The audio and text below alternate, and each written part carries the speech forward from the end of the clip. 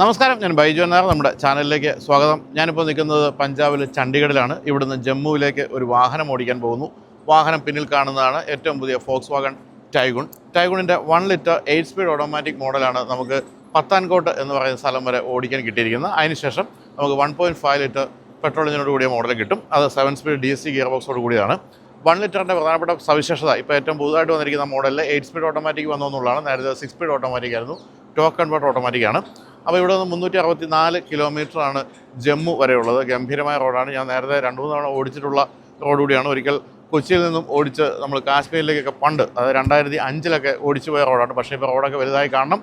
എന്തായാലും അതുവരെയുള്ള കാഴ്ചകളും അതോടൊപ്പം തന്നെ വാഹനത്തിൻ്റെ വിശേഷങ്ങളുമാണ് നമ്മൾ കാണാൻ പോകുന്നത്. അപ്പോൾ എല്ലാവർക്കും ഫോക്സ് വാഗൺ ടൈഗുണിൻ്റെ ടെസ്റ്റ് ഡ്രൈവിലേക്ക് സ്വാഗതം.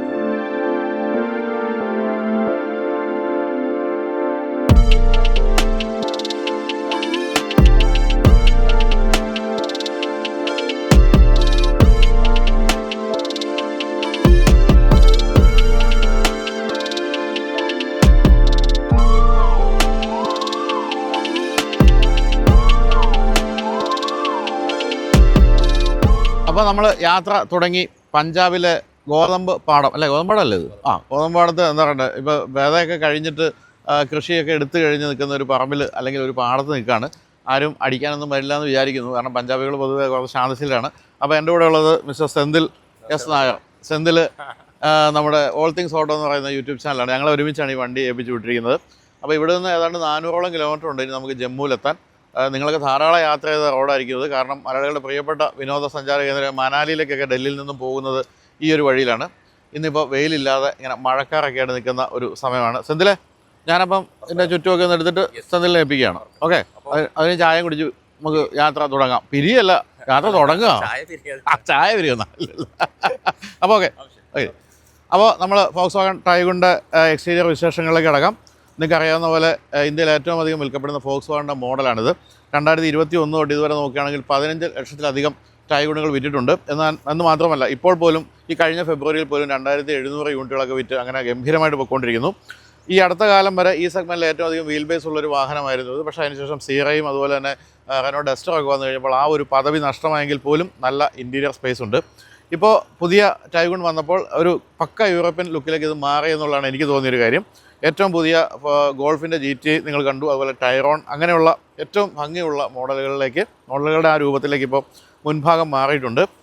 വളരെ വിഖ്യാതമായ MQB പ്ലാറ്റ്ഫോമിലാണ് നിർമ്മിച്ചിരിക്കുന്നത്. അത് ഇന്ത്യക്ക് വേണ്ടി A0iN എന്ന് പറയുന്ന ആ ഒരു കുറച്ച് മാറ്റങ്ങൾ വരുത്തിയ ഇന്ത്യനൈസ് ചെയ്തൊരു പ്ലാറ്റ്ഫോമാണ്. തന്നെയല്ല 95% ഇന്ത്യനാണ് ടൈഗുൺ എന്നുള്ളതാണ് മറ്റൊരു പ്രത്യേകത. ഇതിൻ്റെ ഒരു കൗണ്ടർ പാർട്ട് അല്ലെങ്കിൽ സഹോദരൻ എന്ന് വിളിക്കാവുന്ന സ്കോഡ കുഷാക്ക് അടുത്ത കാലത്താണ് ഫേസ് ലിഫ്റ്റുമായിട്ട് വന്നത്. അതിനുശേഷം ഇപ്പോൾ ടൈഗുണും വന്നിരിക്കുകയാണ്. അതിൽ നിന്ന് 1-2 ചെറിയ വ്യത്യാസങ്ങളേ ഉള്ളൂ ഈ ഒരു മോഡലിന്. അതായത് ഇൻറ്റീരിയറിൻ്റെ കാര്യമൊക്കെ നോക്കുകയാണെങ്കിൽ കുഷാക്കിൻ്റെ കാര്യത്തിൽ പിൻഭാഗത്ത് മസാജ് സീറ്റ് ഉണ്ടെങ്കിൽ ഇതിനത് കൊടുത്തിട്ടില്ല. പക്ഷേ ഏറ്റവും പ്രധാനപ്പെട്ട ഒരു മിസ് എന്ന് പറയുന്നത് എപ്പോഴും അഡാസിൻ്റെ ഫീച്ചേഴ്സ് ഇല്ല എന്നുള്ള ഒരു കാര്യമാണ്. അപ്പോൾ നമ്മൾ അടുത്ത് കാണുമ്പോൾ പ്രധാനമായിട്ടും ഇതിൽ നഷ്ടപ്പെട്ടിരിക്കുന്നത് ഫോഗ് ലാമ്പാണ്. ഫോഗ് ലാമ്പ് ഇപ്പോൾ പുതിയ മോഡലിൽ കൊടുത്തിട്ടില്ല. ആ ഭാഗത്ത് വളരെ വലിയ ഒരു എയർ ഡാമാണ് നമ്മൾ കാണുന്നത്. അതോടൊപ്പം തന്നെ താഴെയുടെ ലോവർ ലിപ്പ് പോലെ ഒരു അലൂമിനിയം ഫിനിഷുള്ള ഭാഗവും പിന്നെ ഇവിടെയൊക്കെ സ്റ്റീൽ ഫിനിഷൊക്കെ കൊടുത്ത് ഭംഗിയാക്കിയിട്ടുണ്ട്.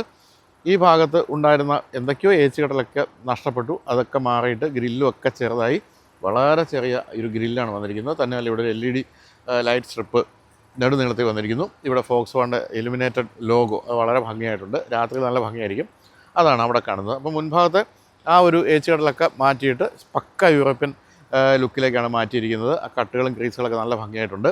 അതുപോലെ ബോണറ്റിൽ വളരെ പ്രൊമനൻ്റ് ആയിട്ടുള്ള ബോണറ്റ് ലൈനുകളൊക്കെ വന്നു. അങ്ങനെ ഒരു മസിൽമാൻ ലുക്കിലേക്കൊക്കെ മാറ്റിയിട്ടുണ്ട്. എന്തായാലും ആ ഒരു യൂറോപ്യൻ ഭംഗി തീർച്ചയായിട്ടും വന്നു എന്നുള്ള കാര്യം സംശയമില്ല. അതുപോലെ LED പ്രൊജക്ടർ ഹെഡ് ലാമ്പ് കൊടുത്തിരിക്കുന്നു. അതും നല്ല അതിൻ്റെ എലമെൻസൊക്കെ കാണാൻ നല്ല ഭംഗിയാണ്. അതോടൊപ്പം തന്നെ ഡേറ്റ റണ്ണിങ് ലാമ്പ്, അതാണ് ഇപ്പോൾ നിങ്ങൾ ഈ ഒരു ഇൻഡിക്കേറ്ററായിട്ട് കാണുന്നത്. അപ്പോൾ അതും നീളത്തിലുള്ള LED ലാമ്പും കൂടെ വരുമ്പോഴത്തേക്കും മുൻഭാഗത്ത് കാഴ്ച വളരെ ഭംഗിയാകും എന്നുള്ള കാര്യത്തിൽ സംശയമില്ല. അപ്പോൾ മുൻഭാഗം കഴിഞ്ഞു. ഇനി സൈഡ് പ്രൊഫൈലിലേക്ക് വരുമ്പോൾ പ്രധാനമായിട്ടും നമ്മൾ കാണുന്നത് അലോയ് വീലിൻ്റെ ഡിസൈനിൽ വന്ന മാറ്റമാണ്. അത് സ്റ്റീൽ ഫിനിഷും അതുപോലെ തന്നെ ബ്ലാക്ക് ഫിനിഷും വന്നു. ഇത് 17 ഇഞ്ചാണ് കൊടുത്തിരിക്കുന്നത്. ടോപ്പ് എൻഡ് മോഡലാണ്. നമ്മൾ ഓടിച്ചുകൊണ്ടിരിക്കുന്നത് 1 ലിറ്റർ TSI മോഡലാണ്. കൂടെ ഒരു 1.5 ലിറ്റർ മോഡലും ഉണ്ട്. അതിൻ്റെ തന്നെ ഓട്ടോമാറ്റിക്, ഇതിൽ 8 സ്പീഡ് ഓട്ടോമാറ്റിക് ഗിയർ ബോക്സാണ് ഇപ്പോൾ വന്നിരിക്കുന്നത്. 6 സ്പീഡ് ആയിരുന്നു ഇതുവരെ ഉണ്ടായിരുന്നെങ്കിൽ ഇപ്പോൾ 8 സ്പീഡായി. Torque converter ഓട്ടോമാറ്റിക്കാണ്. പക്ഷേ 1.5 ഓട്ടോമാറ്റിക് എന്ന് പറയുന്നത് 7 സ്പീഡ് DSG ഗിയർ ബോക്സാണ്. നിങ്ങൾ പോളോ GT TSI കണ്ടിരിക്കുന്ന ആ 7 സ്പീഡ് DSG ആണ്. അതോടൊപ്പം തന്നെ 6 സ്പീഡ് മാനുവലും ആ ഒരു മോഡലിൽ കൊടുത്തിട്ടുണ്ട്. അപ്പോൾ ഇതിൽ 17 ഇഞ്ച് അലോയ് വീലുകൾ കഴിഞ്ഞാൽ ഈ ഒരു വലിയ ക്ലാഡിങ്ങാണ് നമ്മൾ കാണുന്നത്. വലിയ ക്ലാഡിങ് അങ്ങ് പിൻഭാഗം വരെ നീളുന്നുണ്ട്. സൈഡ് വ്യൂ മിറേഴ്സിനൊക്കെ ബോഡി കളർഡ് തന്നെയാണ്. അതുപോലെ ഇൻഡിക്കേറ്ററൊക്കെ കൊടുത്തിട്ടുണ്ട്. മേൽഭാഗത്ത് ഭംഗിയുള്ള ഒരു റൂഫ് റാക്ക് കൊടുത്തിരിക്കുന്നു. അതിന് സ്റ്റീൽ ഫിനിഷാണ് കൊടുത്തിരിക്കുന്നത്. അതോടൊപ്പം തന്നെ വിൻഡോ ലൈനിലും ഈ ഒരു സ്റ്റീൽ ഫിനിഷ് നെടുനീളത്തിലുണ്ട്. ഒരു ചെറിയ ഒരു ഫിനിഷ് ഈ ഒരു ഡോർ ഹാൻഡിലും കൊടുത്തിരിക്കുന്നു. വശക്കാഴ്ചയിൽ എനിക്ക് തോന്നുന്ന കാര്യമായ മാറ്റങ്ങൾ സംഭവിച്ചിട്ടില്ല എന്നുള്ള കാര്യമാണ്. അതായത് ആ ബോഡി കട്ടുകളൊക്കെ ഏതാണ്ട് നേരത്തെ ഉണ്ടായിരുന്ന അതുപോലെ തന്നെ കൊടുത്തിരിക്കുന്നു. ഇവിടെ ഫുൾ ബ്ലാക്കിലാണ് ഒരു കോർണർ ഗ്ലാസ് ഉള്ള ഭാഗം കൊടുത്തിരിക്കുന്നത്. ഇനി പിൻഭാഗത്തേക്ക് വരുമ്പോൾ പാടെ മാറ്റമാണ്. പിൻഭാഗം എന്ന് പറയുന്നത് എനിക്ക് കുറച്ചുകൂടി ഇഷ്ടം കഴിഞ്ഞ മോഡലിൻ്റെ ആയിരുന്നു. ഇതിലിപ്പോൾ ഈ ഒരു LED സ്ട്രിപ്പ് നെടുനീളത്തിൽ ഇവിടെയുണ്ട്. റെഡ് ഫിനിഷിലാണ് ഈ ഒരു ലോഗോ കൊടുത്തിരിക്കുന്നത്, ഇലുമിനേറ്റർ ലോഗോ കൊടുത്തിരിക്കുന്നത്. അതിൻ്റെ താഴെ കാണുന്ന ഈ ഒരു എലമെൻ്റാണെന്ന് തോന്നുന്നു എനിക്ക് ഇഷ്ടപ്പെടാതെ പോയത്. അത് ഈ ഒരു ക്ലിയർ ഗ്ലാസിന് ഉള്ളിലായിട്ട് കൊടുത്തിരിക്കുന്നു. അത് വേണ്ടായിരുന്നു എന്ന് എനിക്ക് തോന്നുന്നു. അതിന് വരെ ഒരു ബ്ലാക്ക് ഫിനിഷ് ആയിരുന്നെങ്കിൽ കുറച്ചുകൂടെ ഭംഗിയാണ്. എന്തായാലും ഇവിടെ ഈ ഒരു ക്ലിയർ ലെൻസ് ടെയിൽ ലാമ്പും അതിൻ്റെ എലമെൻസൊക്കെ നല്ല ഭംഗിയായിട്ടാണ് കൊടുത്തിരിക്കുന്നത്. അതിലൊരു സ്റ്റീൽ ഫിനിഷൊക്കെ കൊടുത്ത് അത് ഭംഗിയാക്കിയിട്ടുണ്ട്. അപ്പോൾ ഈ ഒരു ബ്ലാക്ക് സ്ട്രിപ്പും അതിൻ്റെ താഴെയുള്ള ഈ ഒരു LED ലൈറ്റും എല്ലാം കൂടി ചേരുമ്പോൾ അവിടെ ഒരു ഭംഗിയുള്ള സംഭവമാണ്. പിന്നെ ഷാർഫിൻ ആൻറ്റിനയും integrated spoiler, stop lamp, defogger, wiper, അത്തരം കാര്യങ്ങളെല്ലാം കൊടുത്തിരിക്കുന്നു. ടൈഗർ എന്നുള്ള ബാഡ്ജിങ് ആണ് ഇവിടെ കാണുന്നത്. TSI 1 ലിറ്റർ TSIയുടെ ബാഡ്ജിങ് അവിടെയും കാണാം. ഏറ്റവും താഴെയായിട്ട് വീണ്ടും സ്റ്റീൽ ഫിനിഷും അലൂമിനിയം ഫിനിഷും എല്ലാം കൂടി ചേർന്ന് ഒരു ബമ്പറിൻ്റെ ഭാഗവും കാണാം. 385 ലിറ്ററുണ്ട് ബൂട്ട് സ്പേസ്. അത് പൂർണ്ണമായിട്ട് നമ്മൾ ഉപയോഗിച്ചിരിക്കുകയാണ്. കാരണം ഞങ്ങൾ 4 പേര്, ബാസിദ് എന്ന് പറയുന്ന സെന്തിലിൻ്റെ ക്യാമറാമാനും എൻ്റെയും ശ്യാമിൻ്റെ എല്ലാം കൂടി ലഗേജ് എല്ലാം വളരെ ഭംഗിയായിട്ട് ചേർന്നിട്ടുണ്ട്. 385 ലിറ്റർ ബൂട്ട് സ്പേസ് ഉണ്ട് എന്ന് വളരെ കൃത്യമായി നമുക്ക് മനസ്സിലാക്കി തരുന്ന രീതിയിൽ സാധനങ്ങൾ നമ്മൾ നിറച്ചിരിക്കുകയാണ്. കാരണം ഇന്ന് നമ്മൾ വീണ്ടും ജമ്മു താമസിച്ച് നാളെയാണ് തിരിച്ച് കൊച്ചിയിലേക്ക് പോകുക. അപ്പോൾ 3 ദിവസത്തെ ലഗേജ് നോക്കിയിട്ടാണ് നമ്മൾ പുറപ്പെട്ടിരിക്കുന്നത്. അപ്പോൾ എക്സ്റ്റീരിയറിൻ്റെ കാര്യത്തിൽ പക്ക യൂറോപ്പിനാണ് ഞാൻ പറഞ്ഞത്. തീർച്ചയായിട്ടും ഭംഗിയുള്ള എക്സ്റ്റീരിയറാണ്. ഇപ്പോൾ ഈ വാഹനമായിട്ട് കോമ്പറ്റ് ചെയ്യുന്ന ധാരാളം വാഹനങ്ങളാണ് ഇപ്പോൾ ഉള്ളത്. ഒന്ന് സെൽറ്റോസ്, പിന്നെ ക്രെറ്റ, പുതിയ സിയറ, ഡസ്റ്റർ, അങ്ങനെ കിടക്കുകയാണ്. പിന്നെ ഹോണ്ട എലിവേറ്റ് പോലുള്ള ഇഷ്ടം പോലെ വാഹനങ്ങളുണ്ട്. അപ്പോൾ അതിൽ നിന്നെല്ലാം കുറച്ച് വ്യത്യസ്തമായിട്ട് നിൽക്കണമെങ്കിൽ ഈ ഒരു യൂറോപ്യൻ ഭംഗി വേണമെന്നുള്ള കാര്യത്തിൽ സംശയമില്ല. ആ ഒരു യൂറോപ്യൻ ഭംഗി തീർച്ചയായിട്ടും ഈ വാഹനത്തിന് കൊടുത്തിട്ടുമുണ്ട്. അപ്പോൾ നമുക്കിനി ഇൻറ്റീരിയർ കാണാം.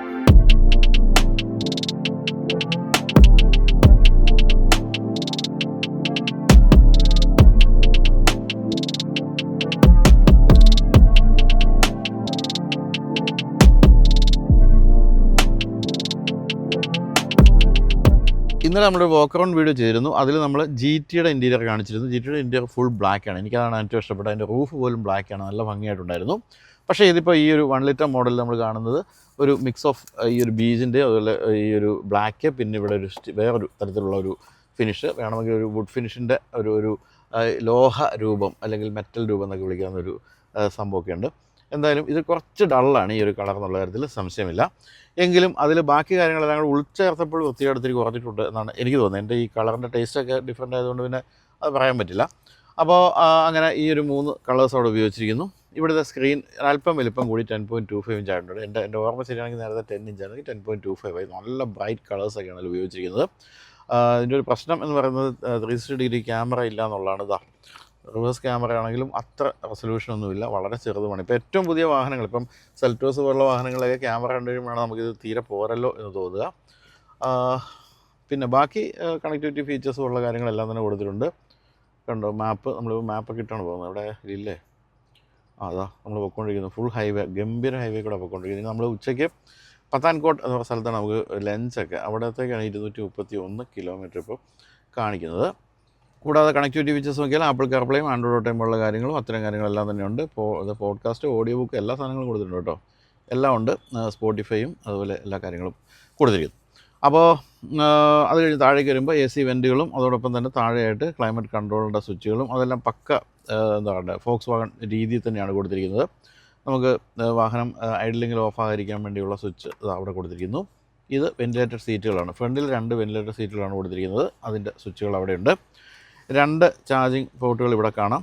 കൂടാതെ ഇവിടെ വയർലെസ് ചാർജിങ് പാഡുണ്ട്. ഇവിടെ 12 വോൾട്ടിൻ്റെ charger, start stop engine start stop switch അവിടെ കൊടുത്തിരിക്കുന്നു. ഇതാണ് പുതിയ 8 സ്പീഡ് ഓട്ടോമാറ്റിക് ട്രാൻസ്മിഷൻ്റെ ഗിയർ ലിവർ, നല്ല ഭംഗിയായിട്ടാണ് കൊടുത്തിരിക്കുന്നത്. അപ്പോൾ മുന്നിൽ വെൻറ്റിലേറ്റഡ് സീറ്റുണ്ട്. പിൻഭാഗം ഞാൻ പറഞ്ഞല്ലോ, ഇതിൻ്റെ സഹോദരനായ കുഷാക്കിൽ മസാജ് ഫംഗ്ഷൻ കൊടുത്തെങ്കിൽ അത് ആദ്യമായിട്ടാണ് ഫോക്സ് വാഗൺ ഗ്രൂപ്പിലെ വാഹനങ്ങൾ വരുന്നതും ഈ സെഗ്മെൻറ്റിൽ വരുന്നതും. പക്ഷേ അത് എന്തുകൊണ്ടും ഇതിലേക്ക് കൊണ്ടുവന്നില്ല. അതിൽ വ്യത്യാസം വേണ്ട, 2 ഒരേ പ്ലാറ്റ്ഫോം ഒരേ കാര്യങ്ങളൊക്കെ ആണല്ലോ. അപ്പോൾ അതുകൊണ്ടായിരിക്കും അത് കൊണ്ടുവരാത്തത്. എന്തായാലും നല്ല തൈസപ്പുള്ള സീറ്റാണ്. ഒരു ലെതർ സീറ്റ് കൊടുത്തിരിക്കുന്നു.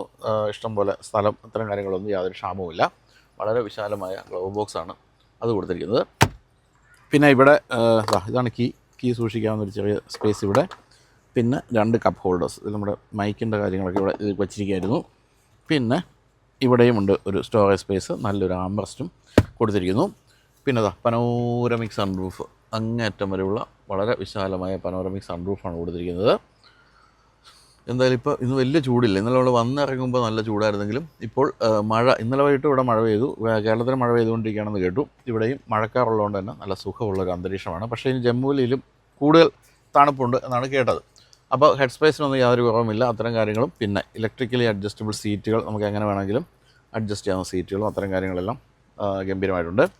ഡോർ പാഡിലേക്ക് പോകുമ്പോൾ 2-3 ബോട്ടിലൊക്കെ വയ്ക്കാം.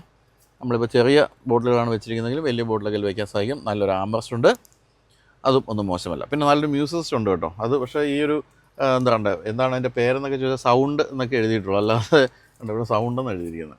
ഏത് കമ്പനിയുടെയാണ് അത്തരം കാര്യങ്ങളൊന്നും എഴുതിയിട്ടില്ല. അത്തരം കാര്യങ്ങളൊക്കെ നോക്കുമ്പോഴാണ് നമ്മൾ ഈ കൊറിയൻ വണ്ടികളും ഒക്കെ എത്രത്തോളം ലോകത്തിലെ തന്നെ ഏറ്റവും ബെസ്റ്റ് മ്യൂസിക് സിസ്റ്റം ഒക്കെ ആയിട്ടാണ് പറയുന്നത്. അത്തരം കാര്യങ്ങൾ കുറച്ചുകൂടി ഒന്ന് ശ്രദ്ധിക്കാമാരും തോന്നുന്നു. എനിക്ക് തോന്നുന്നു ഇവർ എപ്പോഴും ബിൽ ക്വാളിറ്റിയിലാണ് ശ്രദ്ധിച്ചുകൊണ്ടിരിക്കുന്നത്. ഇപ്പോൾ ഈ വാഹനത്തിന് തന്നെ കഴിഞ്ഞ ടൈഗോണിന് 5 സ്റ്റാർ റേറ്റിംഗ് ഉണ്ട് ക്രാഷ് ടെസ്റ്റിൽ, ഇതിലും കിട്ടിക്കഴിഞ്ഞു. അത്രയധികം ഈ സേഫ്റ്റി നോക്കുന്നുണ്ടായിരിക്കാം കുറച്ച് കാര്യങ്ങൾ കോംപ്രസ് ചെയ്ത് ഈ വിലയിലൊന്ന് പിടിച്ചു നിർത്താൻ ശ്രമിക്കുന്നത്.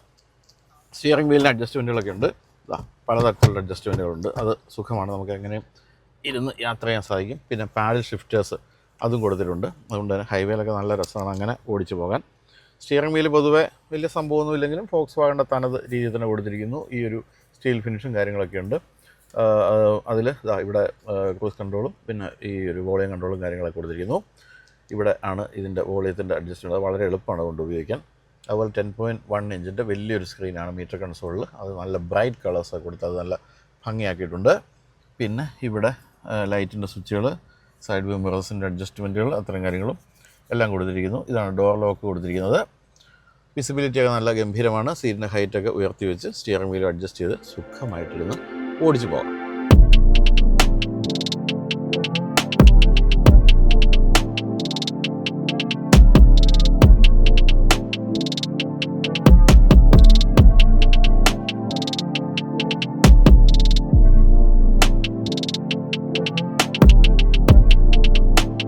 അപ്പോൾ 2461 മില്ലിമീറ്റർ വീൽ ബേസ് ഞാൻ പറഞ്ഞു, ക്ലാസ് ലീഡിംഗ് ആയിരുന്നു അടുത്ത കാലം വരെ. സിയറയും അതുപോലെ ഡസ്റ്ററൊക്കെ വന്നപ്പോഴാണ് അല്പം പിന്നിലേക്ക് പോയത്.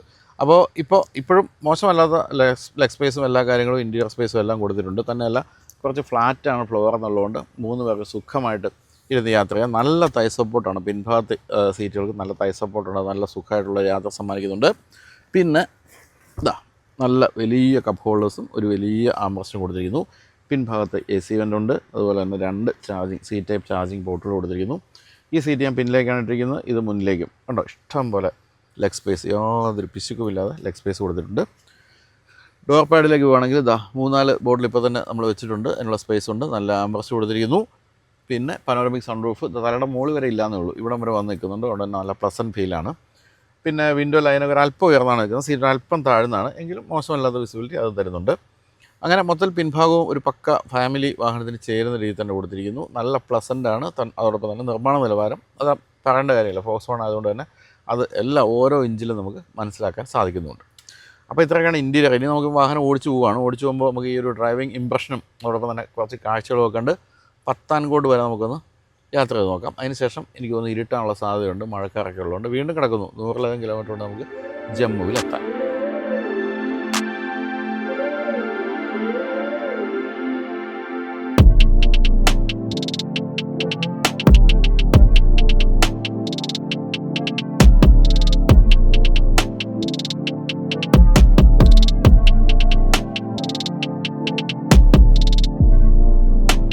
അപ്പോൾ നമ്മൾ ചണ്ഡീഗഡിൽ നിന്ന് ഏതാണ്ട് 250 കിലോമീറ്റർ ഓടിയിട്ട് ഇപ്പോൾ പത്താൻകോട്ട് എന്ന് പറയുന്ന സ്ഥലത്ത് എത്തിയിരിക്കുകയാണ്.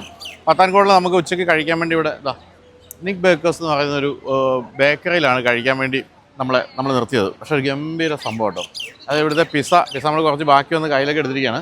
പിസ്സ ആയാലും ഇവിടുത്തെ എന്തിന് മൊയ്റ്റോ അടക്കം എല്ലാം തകർപ്പനാണ്. മറ്റൊരു കാര്യം എന്നെ അത്ഭുതപ്പെടുത്തിയത്, നമ്മളീ പഞ്ചാബിൽ ഞാനിപ്പം കുറേ കാലം കൂടിയാണ് പഞ്ചാബിൽ ഓടുന്നത്.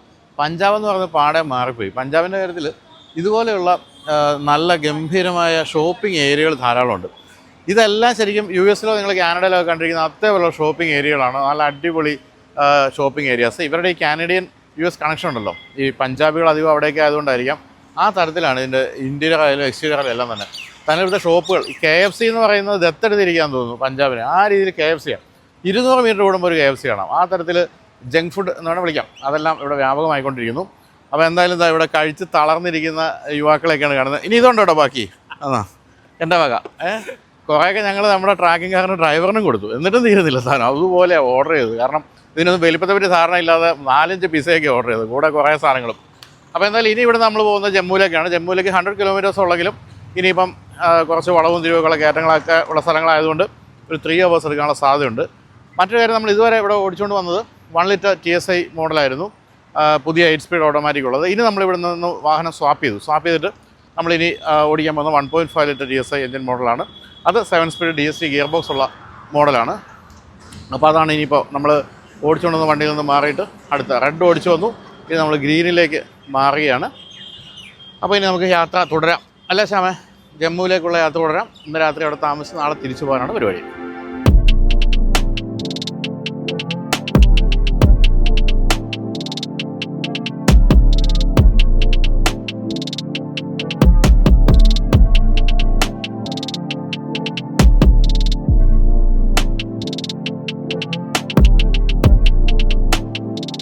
എന്തായാലും നല്ല ഗംഭീരമായ ഹൈവേ കൂടെ നമ്മൾ ഓടിച്ചു വന്നത്. പക്ഷേ ഇനി പത്താൻകോട്ടിന് ശേഷം ജമ്മുവിലേക്ക് അത്ര നല്ല റോഡല്ല എന്നാണ് നമ്മുടെ ഈ ഫോക്സ് വാണിൻ്റെ ആൾക്കാരൊക്കെ പറഞ്ഞത്. അതുകൊണ്ട് തന്നെ കുറച്ച് സമയം എടുത്തേക്കാം ഇനി 100 കിലോമീറ്റേഴ്സ് ഓടിയെത്താൻ. അപ്പോൾ ആദ്യം ഓടിച്ച എഞ്ചിൻ്റെ ഒരു ഇമ്പ്രഷൻ എന്താണെന്ന് ചോദിച്ചാൽ അതാണിപ്പോൾ 8 സ്പീഡായിട്ട് മാറിയിരിക്കുന്നത്. ആ 8 സ്പീഡിൽ 6 സ്പീഡായിരുന്നു 8 സ്പീഡായി. 8 സ്പീഡായപ്പോൾ തീർച്ചയായിട്ടും സ്മൂത്ത്നെസ് ഒരല്പം കൂടിയിട്ടുണ്ടെന്നുള്ളൊരു സംശയമില്ല. തന്നെയല്ല, നേരത്തെ നമ്മൾ ഓടിക്കുമ്പോൾ 6 സ്പീഡ് കഴിഞ്ഞിട്ടും കുറച്ച് പവർ ബാക്കിയുണ്ട്, ഗിയർ 1-2 ഗിയറോട് ആകാമായിരുന്നു എന്ന് തോന്നിയിട്ടുണ്ടെങ്കിൽ അതിപ്പോൾ പരിഹരിച്ചു എന്നാണ് പറയുന്നത്. ഗിയർ ഷിഫ്റ്റ് എല്ലാം വളരെ സ്മൂത്താണ്. തന്നെയല്ല, അതിനിപ്പോൾ 5.8% മൈലേജ് കൂടിയിട്ടുണ്ടെന്നാണ് കമ്പനി പറയുന്നത്. ഇപ്പോൾ ഈ 1.5ൻ്റെ കാര്യത്തിൽ പക്ഷേ 7 സ്പീഡ് DSG ഗിയർ ബോക്സ് ആണ്. മറ്റേ 1 ലിറ്റർ TSI അപേക്ഷിച്ച് ഇതിൻ്റെ ഒരു ഗുണം ചെയ്ത് കുറച്ചുകൂടി റിഫൈൻഡ് ആയിട്ടുള്ള എഞ്ചിനാണ്, കുറച്ചുകൂടി പവറുണ്ട്, കുറച്ചുകൂടി റിഫൈൻഡ് ആണ്. അപ്പോൾ ഹൈവേയിൽ ഓടിക്കാൻ എനിക്ക് തോന്നുന്നു ഇപ്പോഴും നല്ലത് ഈ ഒരു 1.5 തന്നെയാണ്. സിറ്റി ഡ്രൈവിന് നിങ്ങൾക്ക് പറ്റുന്നത് 1 ലിറ്ററാണ്. പക്ഷേ സിറ്റി ഡ്രൈവിന് മാത്രം പറ്റുമായിരുന്ന എന്ന് എനിക്ക് തോന്നിയിട്ടുള്ള 1 ലിറ്ററിൽ 8 സ്പീഡ് വന്നപ്പോൾ കുറച്ചുകൂടി ഹൈവേക്ക് പറ്റുന്ന വാഹനമായിട്ട് മാറിയിട്ടുണ്ടെന്ന് മാത്രമേ ഉള്ളൂ. അതിൻ്റെ കാര്യത്തിൽ കുറച്ചുകൂടി NVH ലെവലുകൾ നന്നാക്കാമായിരുന്നു എന്നും തോന്നി. അതായത് അത് 3 സിലിണ്ടർ എഞ്ചിൻ ആയതുകൊണ്ട് തന്നെ നമ്മൾ ആക്സിലറേറ്റർ കൊടുക്കുമ്പോഴത്തേക്കുള്ള ആ ഒരു ബഹളം ഉണ്ടല്ലോ, അത് തീർച്ചയായിട്ടും ഉള്ളിലേക്ക് കുറേയൊക്കെ വരുന്നുണ്ട്. അത് NVH ലെവൽ ഒന്നുകൂടി നന്നാക്കിയിരുന്നെങ്കിൽ അത് ഉണ്ടാകുമായിരുന്നില്ല എന്ന് തോന്നുന്നു. ഇപ്പോൾ എക്സ്റ്റീരിയറിലും ഇൻറ്റീരിയറിലൊക്കെ അപ്ഡേറ്റ്സ് വന്നിട്ടുണ്ടെങ്കിൽ പോലും മെക്കാനിക്കലി മാറ്റങ്ങളോ അല്ലെങ്കിൽ ഈ പ്ലാറ്റ്ഫോമിൻ്റെ മാറ്റമോ ഒന്നും വരാത്തതുകൊണ്ട് തന്നെ നമ്മൾ പഴയ ടൈഗൺ ഓടിക്കുന്ന രീതിയൊക്കെ തന്നെയാണ് നമുക്ക് ഇപ്പോഴും തോന്നുക. മറ്റ് വ്യത്യാസമൊന്നും കാര്യമായിട്ട് തോന്നാൻ സാധ്യതയില്ല. ഈ ഫോക്സ് വാണിൻ്റെയൊക്കെ ഏറ്റവും വലിയ ഗുണം ആയിട്ട് നമ്മൾ പറയുന്നത് ഇതിൻ്റെ സ്റ്റെബിലിറ്റിയും അതുപോലെ തന്നെ നിർമ്മാണ നിലവാരമൊക്കെ ആണെങ്കിൽ ആ കാര്യങ്ങളൊന്നും ഒരു കോംപ്രമൈസും ഇപ്പോഴും ഇല്ല എന്നുള്ളത് കൊണ്ട് തന്നെ ഹൈവേയിലൊക്കെ നല്ല സ്പീഡിൽ പോകുമ്പോഴും നല്ല കോൺഫിഡൻസാണ്, നമുക്ക് ഒന്നും പേടിക്കാനില്ല എന്നൊരു തോന്നൽ. അതുപോലെ തന്നെ ബ്രേക്കിംഗ് ഒക്കെ വളരെ പക്കയാണ്. ഈ സെഗ്മെൻറ്റിലെ മറ്റു വാഹനങ്ങളെ അപേക്ഷിച്ച് അഡാസിൻ്റെ ഫീച്ചേഴ്സ് ഇല്ല എന്നുള്ള കുറവ് തന്നെയാണ്. കാരണം ക്രെറ്റയായാലും അതുപോലെ തന്നെ സെൽറ്റോസ് ആയാലും എല്ലാം അത്തരം കാര്യങ്ങൾ വളരെ മുന്നിലാണല്ലോ. എന്തുകൊണ്ടാണ് ഫോക്സ് വാൺ അത് വേണ്ടെന്ന് വെച്ചത് എന്നറിഞ്ഞുകൂടാ. അപ്പോൾ 1 ലിറ്റർ പെട്രോൾ എഞ്ചിൻ 3 സിലിണ്ടർ ആണെന്ന് ഞാൻ പറഞ്ഞല്ലോ. 115 bhp എഞ്ചിനാണത്. 5000-നും 5500 RPM ഇടയിലാണ് മാക്സിമം പവർ ഇടുന്നതെങ്കിൽ ടോർക്ക് 178 Nm ആണ്. അത് 1750-നും 4500 RPM ഇടയിലാണ് കിട്ടുന്നത്. അതിൽ 6 സ്പീഡ് മാനുവലും ഈ പുതിയ 8 സ്പീഡ് ഓട്ടോമാറ്റിക് ഗിയർ ബോക്സ് ആണുള്ളത്. ആ ഓട്ടോമാറ്റിക് ഗിയർ ബോക്സ് ഐസിൻ എന്ന് പറയുന്ന ടൊയോട്ടയുടെ കമ്പനി നിർമ്മിച്ച് നൽകുകയാണ്. ലോകത്തിലെ ഏറ്റവും പ്രശസ്തമായ ഒരു ഗിയർ ബോക്സ് നിർമ്മാണ കമ്പനിയാണത്. അതുകൊണ്ട് തന്നെ അതിൻ്റെ നിർമ്മാണ നിലവാരമൊക്കെ ഗംഭീരം തന്നെയാണ്. എന്നാൽ ഈ ഒരു 1.5 ലിറ്റർ ഇവോ എന്ന് പറയുന്ന സീരീസിൽ പെടുന്ന പെട്രോൾ എഞ്ചിൻ 4 സിലിണ്ടറാണ്. 4 സിലിണ്ടർ ആയപ്പോൾ അതിൻ്റേതായ റിഫൈൻമെൻറ്റും കാര്യങ്ങളൊക്കെ അനുഭവിക്കാൻ കഴിയുന്നുണ്ട്. ഇത് 150 bhp എഞ്ചിനാണ്. 5000-നും 6000 RPM ഇടയിലാണ് മാക്സിമം പവർ കിട്ടുന്നത്. അതുപോലെ തന്നെ ടോർക്ക് 250 Nm ആണ്. അത് 1600-നും 3500 RPM ഇടയിലാണ് കിട്ടുന്നത്. ഇതിൽ 6 സ്പീഡ് മാനുവലും അതുപോലെ തന്നെ 7 സ്പീഡ് DSG ഗിയർ ബോക്സുമാണുള്ളത്. അതാണ് നിങ്ങൾ ഈ കണ്ടുകൊണ്ടിരിക്കുന്നത്. എന്തായാലും നമ്മൾ 6 സ്പീഡിൽ നിന്ന് 8 സ്പീഡിലേക്ക് 1 ലിറ്ററിലെ ഗിയർ ബോക്സ് മാറിയെങ്കിൽ പോലും അതിലും 178 Nm ആണ്. അത്തരം കാര്യങ്ങളിലൊന്നും മാറ്റമില്ല. 2 ഗിയറുകൾ ആഡ് ചെയ്ത് വന്നു എന്ന് മാത്രമേ ഉള്ളൂ. മറ്റൊരു പ്രധാനപ്പെട്ട കാര്യം പറയാൻ വിട്ടുപോയത്, ഈ ഒരു വാഹനം ഇതിൻ്റെ പഴയ മോഡൽ ഉപയോഗിച്ചുകൊണ്ടിരിക്കുന്നവരുടെ വലിയ പരാതിയായിരുന്നു ഇതിൻ്റെ AC അത്ര പോരാ എന്നുള്ള കാര്യം. ഇപ്പോൾ അത് പരിഹരിച്ചിട്ടുണ്ട്. കുറച്ചുകൂടി ഗംഭീരമായ ഒരു കംപ്രസർ കൊണ്ടുവന്നിരിക്കുന്നു. അതുകൊണ്ട് തന്നെ വളരെ എഫിഷ്യൻ്റായി AC. നമ്മളിപ്പോൾ നല്ല ചൂടാണല്ലോ, നിങ്ങൾക്ക് കാണാമല്ലോ, 37 ഡിഗ്രിയൊക്കെ ചൂടുള്ള സ്ഥലത്തൂടെ ഓടി വന്നിട്ടും AC-യുടെ കാര്യത്തിൽ ഒരു കംപ്ലയിൻറ്റും പറയാനില്ല. അപ്പോൾ അത്തരം ചില ന്യൂനതകൾ പരിഹരിച്ചാണ് പുതിയ വാഹനം വന്നിരിക്കുന്നതെന്നാണ് പറയേണ്ടത്. പിന്നെ ഇനി സേഫ്റ്റി ഭാഗത്തിലേക്ക് പോവുകയാണെങ്കിൽ പ്രധാനമായിട്ടും ഇതിൻ്റെ തൊട്ട് മുൻഗാമി എന്ന് പറയുന്നതിന് 5 സ്റ്റാർ റേറ്റിംഗ് ഉണ്ടായിരുന്നു. പിന്നെ 6 എയർ ബാഗുകൾ, ESC, ABS, EBD അത്തരം കാര്യങ്ങളെല്ലാം തുടരുന്നുണ്ട്. അതെല്ലാം പഴയ മോഡലിൽ ഉണ്ടായിരുന്നതുമാണ്. മൈലേജിലേക്ക് പോകണമെങ്കിൽ 19.98 km/ലിറ്റർ കമ്പനി മൈലേജ് പറയുന്നുണ്ട്. എന്ന് പറഞ്ഞാൽ അതാണ് ഞാൻ പറഞ്ഞത് നേരത്തെ, 5.8% മൈലേജ് വർദ്ധിച്ചിട്ടുണ്ട് 1 ലിറ്റർ TSI ഓട്ടോമാറ്റിക്കിൻ്റെ കാര്യത്തിൽ. ബാക്കി എല്ലാത്തിൻ്റെയും മൈലേജും പഴയതുപോലെ തന്നെ തുടരുകയാണ്. സസ്പെൻഷൻ പോലുള്ള കാര്യങ്ങളെല്ലാം ടൈഗൂണിൻ്റെ പഴയ നന്മകൾ തുടരുകയാണെന്നാണ് പറയുന്നത്. നല്ല സസ്പെൻഷൻ, അതുപോലെ നല്ല കോൺഫിഡൻസ് തോന്നിക്കുന്ന രീതിയിലുള്ള റോഡ് ഗ്രിപ്പ്, അത്തരം കാര്യങ്ങൾ എല്ലാം തന്നെ കൊടുത്തിട്ടുണ്ട്. അപ്പോൾ ഏത് വേരിയൻ്റാണ് വാങ്ങിക്കണമെന്ന് സംശയം ഉണ്ടെങ്കിൽ നേരത്തെ ചോദിച്ചതെങ്കിൽ ഞാൻ സാധാരണ പറയുന്നത് 1 ലിറ്റർ ആണെങ്കിൽ സിറ്റി, 1.5 ആണെങ്കിൽ ഹൈവേ എന്നായിരുന്നെങ്കിൽ ഇനിയിപ്പോൾ കുറച്ചുകൂടി ധൈര്യമായിട്ട് വേണമെങ്കിൽ നിങ്ങൾക്ക് ഈ ഒരു 1 litre 8 speed automatic gear box ഉള്ള വാഹനം ഹൈവേ ക്രോസിങ്ങിന് ഉപയോഗിക്കാം എന്ന് വേണമെങ്കിൽ പറയാവുന്ന അവസ്ഥയിലേക്ക് മാറിയിട്ടുണ്ടെന്നാണ് നമുക്കിൻ്റെ ഒരു അവസാനം ഒരു ഫലശ്രുതി എന്നൊക്കെ പറഞ്ഞുകൊണ്ട് അവസാനിപ്പിക്കാവുന്നത്. അപ്പോൾ ഇനിയുണ്ട് ഓടിക്കാൻ 150 കിലോമീറ്റർ ഉണ്ട്. അപ്പോൾ എന്തെങ്കിലും നമ്മുടെ ഡ്രൈവിംഗ് ഇംപ്രഷൻസിൽ ഇനി എന്തെങ്കിലും അധികമായിട്ട് പറയാനുണ്ടെങ്കിൽ നമുക്ക് ജമ്മുവിലെത്തിയിട്ട് പറയാമെന്ന് തോന്നുന്നു.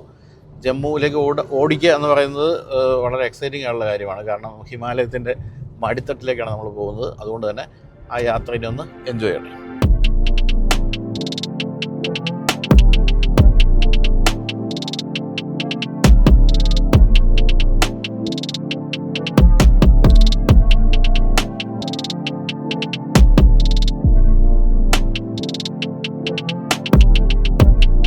അപ്പോൾ നമ്മൾ ഇപ്പോൾ ജമ്മുവിലെത്തിയിരിക്കുകയാണ്.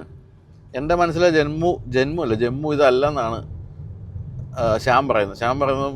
ബാക്ക്ഗ്രൗണ്ടിലൊക്കെ ഇങ്ങനെ മൊത്തം ഹിമാലയമൊക്കെ നിൽക്കുന്ന അതിമനോഹരമായ ഒരു സിറ്റിയാണെന്നൊക്കെ വിചാരിച്ചിരുന്നത്. പക്ഷേ ജമ്മു അങ്ങനെയൊന്നും അല്ല. ഞാൻ നേരത്തെ വന്നിട്ടുണ്ട്, അതുകൊണ്ട് എനിക്കറിയാമായിരുന്നു. പക്ഷേ നമ്മൾ ഇനി ഇവിടുന്ന് പോകുന്ന ഖത്ര എന്ന സ്ഥലത്തേക്കാണ്. ഖത്രയിലേക്ക് ഇനി 43 കിലോമീറ്റർ ഉണ്ട്. ഈ 43 കിലോമീറ്റർ കഴിഞ്ഞ് നമ്മൾ എത്തുന്ന ഉധംപൂർ എന്ന് പറഞ്ഞ് കാശ്മീർ വാലിയിലേക്കുള്ള വലിയ ടണലൊക്കെ തുടങ്ങുന്ന സ്ഥലത്തിന് തൊട്ട് മുമ്പുള്ള ഖത്രയിലാണ്. അത് പക്ഷേ കാണാൻ ഭംഗിയുള്ള സ്ഥലമായിരിക്കാനുള്ള സാധ്യതയുണ്ട്.